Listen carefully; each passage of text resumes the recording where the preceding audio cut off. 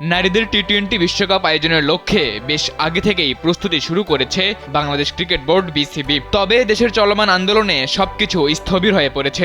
এরই মাঝে টানা 5 দিন ইন্টারনেট সংযোগ বন্ধ থাকায় বাংলাদেশের সাম্প্রতিক পরিস্থিতি নিয়ে বেশ উদ্বেগ প্রকাশ করেছে ক্রিকেটের সর্বোচ্চ নিয়ন্ত্রক সংস্থা আইসিসি।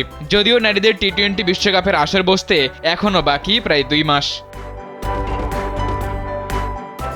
আগামী অক্টোবরে বসতে যাওয়া নারীদের টি-20 বিশ্বকাপের 2 মাস বাকি থাকলেও আইসিসি এখন থেকে পর্যবেক্ষণ শুরু করেছে বাংলাদেশের সার্বিক পরিস্থিতি।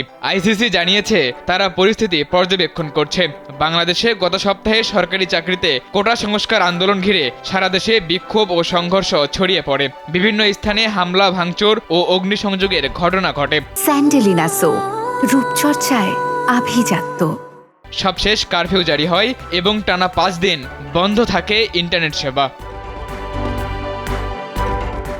শ্রীলঙ্কার কলম্বোতে গত 19 থেকে 22 জুলাই ছিল আইসিসির বার্ষিক সাধারণ সভা শেষে আইসিসির বরাত দিয়ে জনপ্রিয় ক্রিকেট বিষয়ক ওয়েবসাইট ক্রিকবাজ জানিয়েছে আইসিসি খুব কাছ থেকে পরিস্থিতি পর্যবেক্ষণ করছে। যদিও টুর্নামেন্টটা এখনও কিছুটা দূরেই, পরিস্থিতিও গত 24 ঘন্টায় কিছুটা উন্নতি হয়েছে। বিষয়টি বাংলাদেশ ক্রিকেট বোর্ডকে অবহিত করেছে আইসিসি। গত মে মাসে 19 দিন ব্যাপী মেয়েদের টি-20 বিশ্বকাপের সূচি প্রকাশ করেছিল আইসিসি। 3 অক্টোবর শুরু হয়ে 20 অক্টোবর শেষ হওয়ার কথা 10 দলের এই টুর্নামেন্ট। খেলা হবে ঢাকার শেরেবাংলা জাতীয় স্টেডিয়াম ও সিলেট আন্তর্জাতিক স্টেডিয়ামে।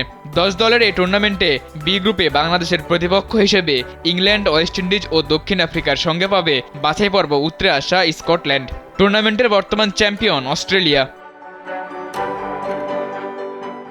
আন্দোলনকে ঘিরে সারা দেশে গত 5 দিন বন্ধ ছিল ইন্টারনেট।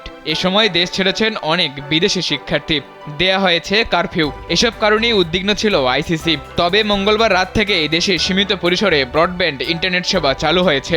এছাড়া চলমান কারফিউ আরও শিথিল করেছে সরকার। মহাসড়কগুলোই যান চলাচল শুরু হয়েছে।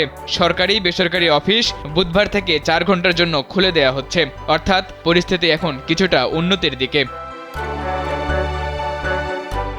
সাদাতুর রাফি, কালবেলা।